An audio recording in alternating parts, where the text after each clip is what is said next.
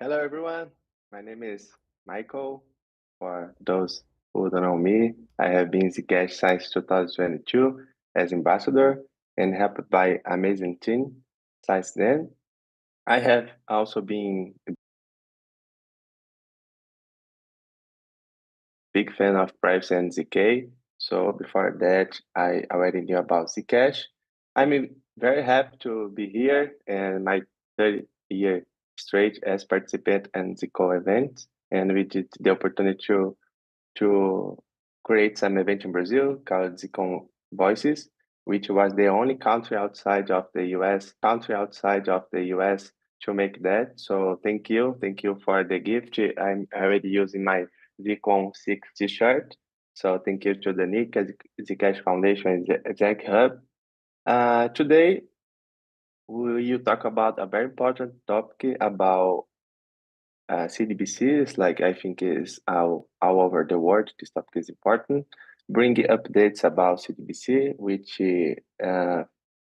Zcash Brazil has sponsored for 2 years in a row on a special podcast called Block Café. So where he brought experts and people who work there and to talk about it. So today I have pleasure of being with Casta to talk about this topic. Hey, Casta, thank you for agreeing to be with me on this. We are the guy in Brazil, so please introduce yourself to Sketch community. Hello, all. First of all, Michael, thanks for the invitation. Thanks for Zcash for hosting the event. It's a pleasure to be here. I'll be quick about myself because we have a lot of good content to pass on. I'm an entrepreneur in the crypto space, but also have a long career as a professor, researcher, and software consultant on the Web2 space, like almost 20 years doing that. I'm also from academic formation, software engineer, so I have a master thesis on computer science, and the specialization of my thesis was on parallel and distributed computing. So when I got into blockchain, it was very intuitive and very natural for me, and is where I feel at home today. I'm also a content producer. I have my own channel and Instagram channels, and I regularly produce content in Brazil. Not talking about how to get rich with crypto, but talking about the social economical implications of our technology in the world. That's great. To continue with Casta, he will give a short presentation explain the Pix and Drex in Brazil. I think this will be an amazing presentation because that's a Brazilian current payment system. So that will be good to tell more people about that how it works. So and the questions you answer at the end. Okay. So go ahead, Kester. Great. We have the slides here. So we're going to talk about the Drex, which is the Brazilian CBDC project, and of course, wrap up with the privacy implications of such a project. Before we even talk about Drex, we have to talk about Pix, all right? We have in Brazil a system called Pix. Pix is not like an abbreviation, an acronym, or not an initialism. Is really a brand name that should like talk about pixels and technology and transactions. The system went live on the end of 2020 in Brazil. It's a payment system. What does it do? It offers like easy transactions, real time 24/7 transactions. It costs nothing for retail users. So individuals in Brazil can do like free cross interbank, cross institutional transactions free of charge. It's really easy to use. You rely on QR codes or based IDs. It is not really the brightest idea in the world, but you can refer to your Pix account using your cell phone number, your email, or even or correspondent to your social security number. This is the kind of IDs that we tend to use when dealing with the Pix systems. You can also use like random keys, but they are strange for the everyday person, and they tend to use like this more based IDs approach. How does this system works? It's important to understand the workings of the system to see where are we going. You have on the end part payer and payee. It's a payment system. You use like an account provider or an app, but at the end you have banks which are direct participants of a kind of centralized interbank ledger. It's called the STR or the reserve transfer system. So the way that our central bank is solving the issue of cross payment between banks, between institutions, is by building itself a centralized ledger with instant settlement, with instant transfers, with instant payments. The system is really more than that. You have several actors working for making the system build up. So you have the RSFIN, which is a kind of a private internet for big banks. It does not operate on the internet. It's a dedicated internet only for big banks to talk with the central bank. You have also a kind of an RPC for smaller banks or fintechs or like lesser services to connect. What this network does is that it pushes transactions to another system called SPI, which is an instant payment system that settles the transactions inside of the STR. If we think about this architecture in terms of blockchain, you will get something like that. This is a gross approximation, okay? It's more for didactic purpose than anything else. But if we compare this system to a blockchain solution, direct participants can have node-like access, or mean they are inside the network. They have direct access, or you have RPC-like access when you are using the PSTI. The network itself, RSFN, acts like a relayer which fills up a mempool of transactions to the SPI. Then the SPI job is to act somewhat like a layer 2 solution, sequencing and doing the validation of those transactions before pushing those transactions to the STR, which acts as a layer 1 settlement blockchain. Of course, these are not blockchains, these are centralized systems, and that is the catch. Our central bank has ownership, regulation, surveillance, and enforcement power over all of these parts or these modules of the PIX ecosystem. So PIX runs over this family of products and of institutions and of technologies. Well, if that is PIX, what is DREX then?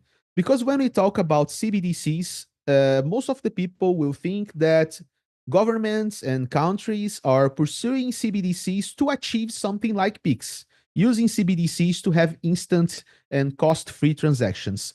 In Brazil, we already have that with PIX, so we don't need blockchain technology to build the PIX because we have already built it using centralized solutions.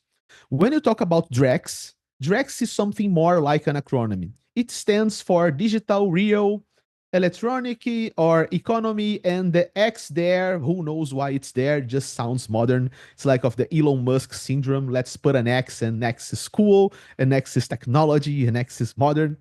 Drex is not up and running. It's under experimentation. It's a pilot project under our central bank. It is a CBDC project by itself. But what does Drex offers, okay? It's more than payments. Drex aims for programmability. It intends to do smart contracts. It is directly derived from Ethereum. It uses Ethereum-like technology, not on the Ethereum public network, but using the frameworks of Hyperledger Besu. Unlike Ethereum, of course, Drex is not free to use. It's not free to operate. It is permissioned. It means not anyone can validate, not anyone can use. It is not exactly private. It does not classify itself as a private blockchain because transactions are visible by those who are inside of the network. This is including a problem to Drex, like if you say our commercial banks are part of the Drex blockchain, they do not want to see their like competitors' balance sheet. Banco do Brasil does not want Banco Itaú to see its ledger. And this is one of the main roadblocks right now of the Drex project, is that how do we implement privacy inside of this blockchain? There are many approaches being pursued for that end, but so far not one single has been determined as the final solution. Well, and of course, we must talk about which kind of CBDC Drex is, because there are CBDCs and there are CBDCs. Drex is like a hybrid two-tier CBDC solution, which means that it starts as a wholesale CBDC. For those who don't know, a wholesale CBDC is a CBDC that only deals with bank transactions and the backbone of the financial ecosystem. So it does not reach the end user. Whereas retail CBDC, it's aimed to let's do custody transactions and let end users access smart contracts and services on this blockchain. But Drex aims to even one day reach retail CBDC, but is starting right now. It is a project that is experimenting with a wholesale CBDC. Okay. In its current stage, we are in pilot stage, but rather an advanced one when you compare Brazil to other countries. In the first phase, as we are doing smart contracts, we are doing smart contracts to tokenize something. In the first phase of the pilot, they were experimenting with the tokenization of public debt.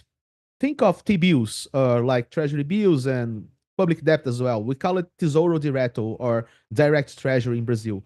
But it's a experimentation with like, let's tokenize public debt and program that inside the money itself. So it's a fairly advanced economical experiment in terms of government. I don't see much governments willing to experiment with the tokenization of the public debt, which is the backbone of the monetary policy by the central bank. It's very, very unusual. But we are already on the second phase, expanding to other use cases like let's tokenize real estate, automobile markets, forex, agricultural credits, experiment with systems for cross-border transactions, also experimenting on DeFi, like can we make liquidity pools for our tokenized bills? Does it work? Like let's make an uniswap of government debt. How does is fair?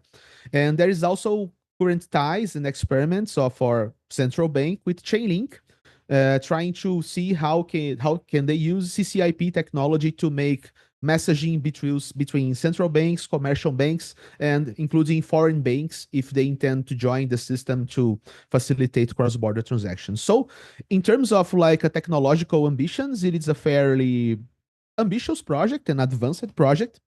I had the chance in many opportunities to talk to the guys at our central bank, their technical team.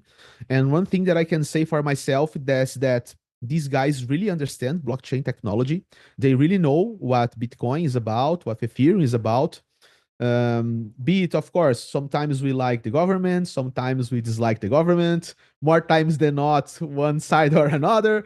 But that is not the merit of the discussion, is that in a technological aspect, these guys really understand the technology. They are very, very, very deep technical. Well, the Drex network itself, it's not yet like defined. We don't know how the network's going to be operated. I just showed you guys like how the PIX infrastructure works, but we have really not defined how it's going to be the infrastructure or the setup, architectural setup of the Drex network. What is likely to be? Well, it is likely that the Central Bank of Brazil will be some kind of super node. It will have like ultimate authority in the settlement of transactions, in the governance of the network. It is not going to be some kind of DAO where banks can vote on stuff. Like you have the authority of the central bank, like as a master node, some kind of super node. The large commercial banks, they would end up being something like full nodes to give like redundancy. They like the decentralization aspect, not to decentralize power, of course, but to gain redundancy. So if you have like a super national ledger, it would be nice if all of the large commercial banks have copies. And so if they act as full nodes, you get redundancy, you get some degree of safety and fault tolerance, which is interesting for them. They could also act as like RPC gateways for lesser institutions, not like smaller institutions. And of course, smaller banks and fintechs could operate as light nodes to help in the validation. They could even like set up RPC gateways for retail wallets to connect in a retail CBDC ecosystem. Foreign banks which want to talk with this system and facilitate ex-border transactions could also serve as full or light nodes. It is fairly possible. And financial institutions like our exchange market, or perhaps like institutions on the agricultural sector or on the mortgage sector could also have permission to set up smart contracts and tokenize assets on this blockchain. It is unclear if any of the previous structure of PIX will be leveraged for Drex, because Drex really is a DLT-based approach. It has its own degree of decentralization, but it's like the decentralization of the inner sphere of friends and partners, really permissioned. So it's not really about retail decentralization. It's about achieving a degree of decentralization with trusted partners to at least achieve fault tolerance and have some kind of redundancy. Well, if we have to sum it up in one sentence, I would say that Drex is for Pix what Ethereum is for Bitcoin. So Bitcoin is a payment system, Pix is a payment system. Some people will disagree, but it's just for like simplification here. And so Ethereum is about bringing programmability over something like Bitcoin. Drex is about bringing programmability to something like Pix. It is not about achieving instant payments. As I said, we already have that. Drex is something greater, for the good or for the bad. But Drex is about the creation of a full-fledged digital programmable infrastructure of economy for a huge country like Brazil.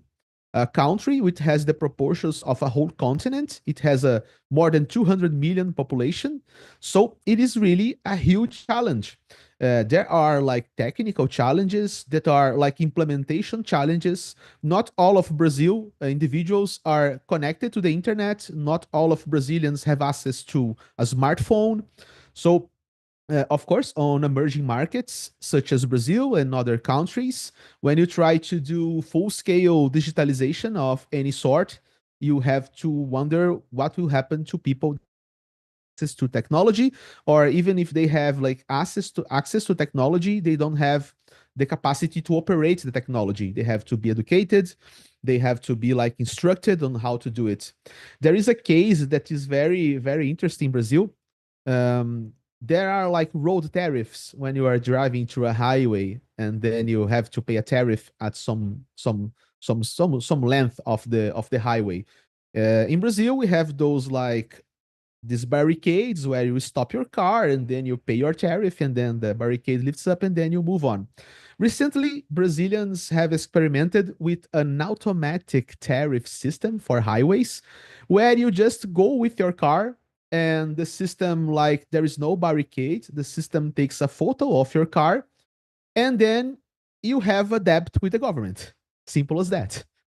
And it's up to you, like, to open an internet site and put up your numbers, your driver's license or your license plate, and then the system will tell you how much you are in debt, and then you have like to pay this debt.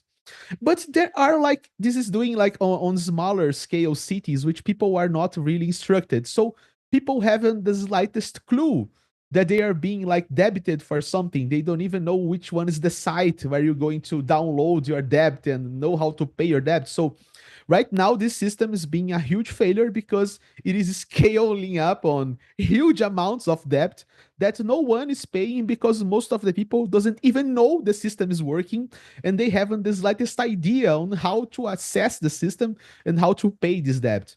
So you must of course be really careful when you talk about like, let's do automation, do digitalization, let's get out of this stuff and put it on the internet and let's make it digital, because people may not be up to it, may not catch up to it, may not have the means or the instruction necessary to operate such a system. This is the kind of challenges that such a project will face, of course, when it tries to go mainstream. We'll talk about that in a few minutes.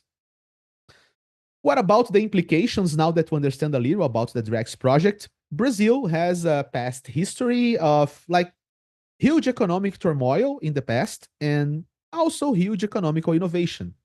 So we had in our past a moment in which our first elected president after the fall of the dictatorial regime, this president literally had the greatest idea of ever to seize and freeze and like hijack all the savings of the population in one time. Like, but not like big investors saving, like the everyday Joe savings, the simplest kind of savings, which we call it poupança. And they said, well, we need to fight inflation, so let's hijack everyone's poupança, everyone's savings. And they did that. And I know that lots of Brazilians have fears nowadays that, well, if Brazil does Drex, then the government of Brazil can like freeze and hijack our money. I said, well, guys, we did that 30 years ago, and we didn't even have a nice telephone infrastructure at that time. Like it was difficult to phone someone, let alone have an internet or something like that. So this is in our past history. This is like a huge stain on our economical history and of failed projects and failed initiatives. But we also have in our history like the real plan, which is a great like feint, economical feint, or like we could talk a little about Plano Real, but don't have time for that. But there are good videos on the internet that the title states something like "How Fake Money Saved Brazil's Economy." Because we literally made some kind of fake money to pretend that we are stabilizing the prices, and people believed that prices were being stabilized, so the economy stabilized itself. It also tells a lot about how the expectation of inflation causes inflation more than economical consequences at some times. And this is like there's a huge experiment and a huge success, and on how almost like a psyops operation like tackled hyperinflationary crisis really quick and really stabilized the economy for lots of years in Brazil. This is not only to talk about the past, but Brazil has a current. Nowadays, we have economic tomorrow, and we have economic innovation. Like PIX, for the eyes of most governments and mainstream economists, PIX is a huge success. Like PIX facilitates a lot of velocity of the money in our economy. It is good for everyday users. People use it a lot and really use it a lot. But there are also some dispute and some turmoil. We have like a crisis nowadays in Brazil, a gambling crisis. So gambling is illegal in Brazil, but we have all kinds of sites nowadays, like sport bets or betting sites, which have those mini games that drain your money away. And Brazilians are heavily addicted to that, especially when you consider the poorer classes. Like the lower you go in the scale of the economical classes, the more you find a disposition for gambling addiction, trying to get rich quick, trying to escape poverty through gambling. And this is like an endemic crisis right now in Brazil. There are estimates that at 1 month, we have a social security program in Brazil, which is called Family Purse or Bolsa Família, or like a family subsidies in which the government provides to people in need, like a salary, kind of like an income, basic income. And if you take the overall money that was spent on this program of basic income, I think 3 months ago in Brazil, 2 billion real, which is something like, take it by five, 20 by 5, $40 million, $400 million were spent on gambling. So this is a huge problem because the government is bringing subsidies for people to eat, for people to pay for the education of their kids, to improve their homes, their conditions of life, their healthcare, and they are literally taking the money and gambling the money away on these sites and like getting the money from the government to the hands of like owners of gambling companies. And there were talks about, well, could we use the PIC system to prevent people to sending the money to gambling sites? Is it a good idea? Is it a bad idea? Right now, it's only an idea because the PIC system does not support that kind of functionality, but this was discussed. We have discussions nowadays if people that are in debt with the IRS, we do not call it IRS, but IRS, like you are owing money to the government, then you can be censored and pushed away from the PIX ecosystem. You are unable to use PIX. We are discussing if that's going to happen, if that is possible. We are also have a lot of political disputes when our governments try to pass legislation to the IRS to actively prospect any transaction over 5,000 reais, which would be something like $1,000. And people were really scared, got a lot of public backslash. But we have tension when you talk about, yes, PIX works great, everyone uses PIX, but PIX lives under the rule of central bank. And how can PIX be facilitated to enforce like government intentions or enforce law? And this is the kind of conflict that we are seeing right now. It pop-ups like in several news like that. Is a discussion that's ongoing. But talking about the privacy implications, Pix already does a lot of stuff. What can we do with Pix? And we don't need Drex to do that, okay?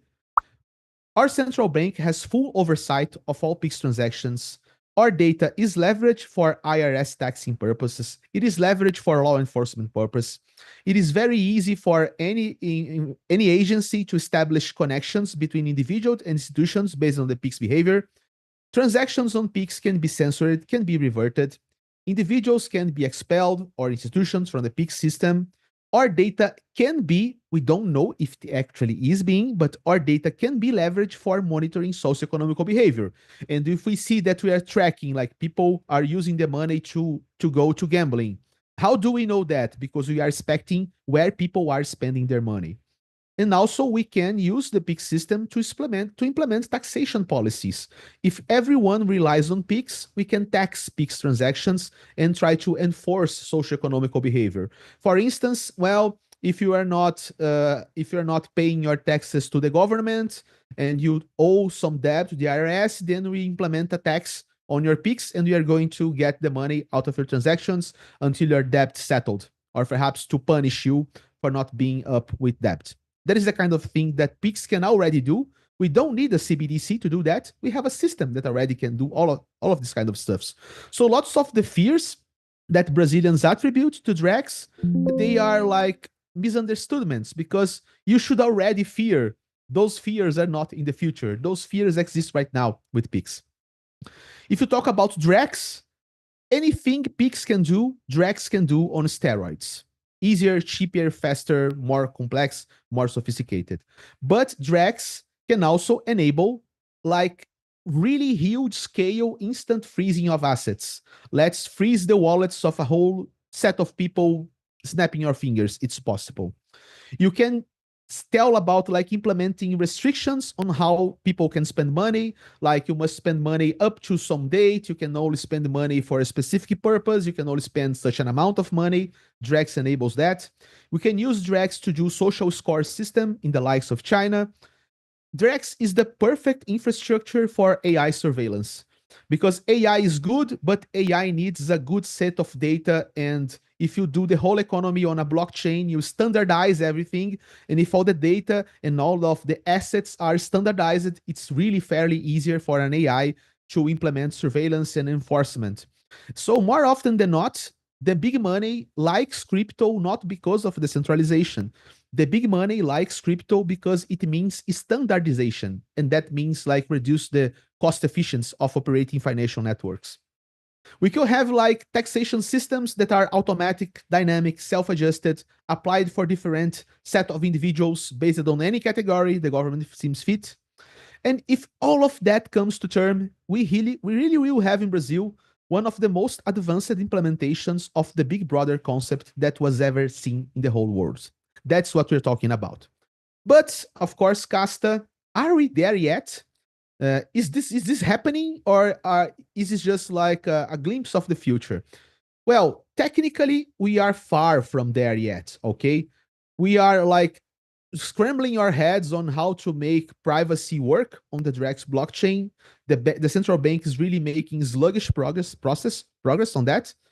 And overall, the project is really challenging. So they intended to launch it on last year, then launch next year, and then all being postponed. So guys, this is not going to happen tomorrow. This is really like a really challenging project, and they are facing a lot of difficulties. We don't know if this is going to term, but if it does come to term, it will take some time. But from a philosophical perspective, it doesn't matter if Hyperledger Bezo will create the Brazilian CBDC. We live like in a broader philosophical perspective of a world in crisis. The word perma-crisis was elected the word of the year in 2022 by the Collins Dictionary. When a dictionary elects perma-crisis as the word of the year, you know that the world is like really in problem. We live in an era of crisis. All of governments do one thing when they see crisis. The first instinct of any government is to survive. And if the world is in turmoil, if the world is in crisis, it is natural that governments will scale up on the authoritarian axis of the political compass. That's why it doesn't matter if it's a left-wing or right-wing government. Governments overall, they tend to be more and more and more and more authoritarian. As a response, it is natural that people will drive on the other side and will try to be more and more and more libertarian. What we are seeing right now is a technological clash where governments will try to use this technology to scale up the authoritarian axis, and people will think how we can use this technology to scale down on the libertarian axis. That is the kind of thing that we have today. So I wrap up in half an hour, like we agreed here. I hope you enjoyed our presentation. I don't know if there is time for questions, but if there is, I will answer them to you. Oh, there is a question here. Is Drex posing a risk of digitally unbanking citizens that can't or won't operate on it either because they economically can't or they refuse to do its nature? Yes, there is a risk, okay, but I don't think that our central bank would like implement Drex and remove all of the paper notes from the economy. That would be like dumb as well, because you will like unbank a lot of people from the economy and they will suffer, and this is not good for the government. So what I think that is most plausible in such a future is that you have like a limited set of paper notes and you allow those paper notes to circulate on neighborhoods and like cities that are not ready yet there for Drex, but they are geographically limited. Only if you are inside of this geographical scope, you can use paper money, and this set of paper money cannot leave this geographical delimitation, and it is like backed by a set of Drex tokens locked on a wallet. So we do the inverse correlation. We do the digital money as a backing for the physical money and not the physical money as a backing for the digital money. For me, this would be like the best strategy. But this is the kind of thing that I am extrapolating by myself because our central bank doesn't even go that far and discuss such a future yet. Another one, how can Brazil Drex CBDC ensure financial inclusion while addressing privacy risks from fully traceable transactions? Well, first of all, we are assuming that our government has any interest in preserving privacy or dealing with privacy risks for individuals. I think that if you get the Drex for retail, like the retail CBDC, we will not have a block explorer. It will not be available for us. Like, well, let's check my transaction. How many wallets? Let's explore this. We do not have that kind of functionality. But it may enable financial inclusion because there are like complex markets that will be made easier and have more liquidity. For instance, it is not easy to invest in treasury bills. It is not easy to invest like in mortgage funds.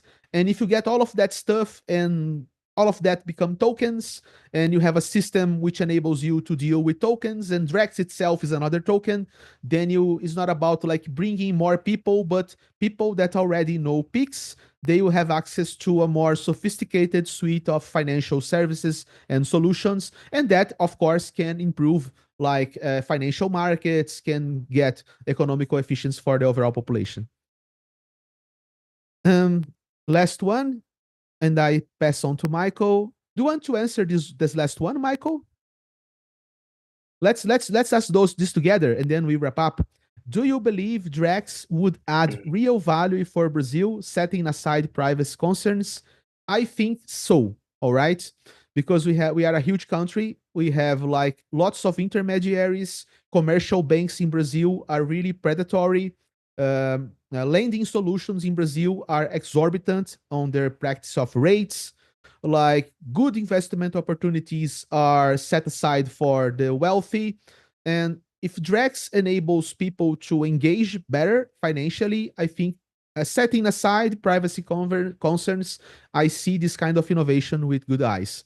And also, one thing that I usually say is that while we are trying to put hats on dogs on the blockchain, our government's doing something like that. So if we don't wake up from our delusion of what does being in a DGen and making money get rich quick schemes are, and we keep like trying to put hats on dogs, if governments keep pursuing that way, then they are going to be the crypto revolution, and we will see our dogs with hats go to zero. And that concerns me a lot. So it is good to see that the government is stepping up, because it may help us to wake up from our like feverish delusion of richness and do something that actually matters, instead of putting hats on dogs.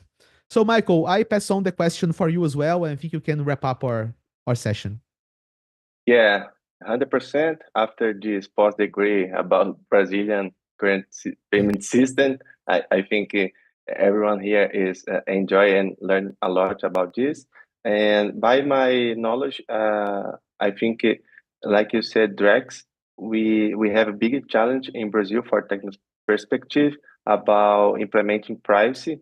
They are under to include some implementation, but they are thinking about ZK, zero knowledge proof, which is Zcash is pioneered this technology.